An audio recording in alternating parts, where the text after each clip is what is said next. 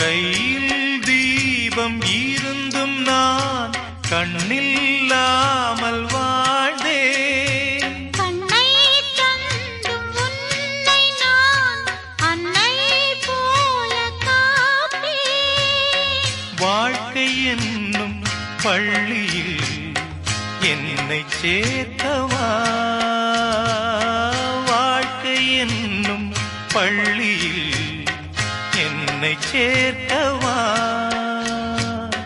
விழிகள் ரெண்டும் பள்ளிக்கூடம் தொடங்கு கண்ணா புதிய பாடம். மடியில் சாய்ந்து படிக்க வேண்டும்.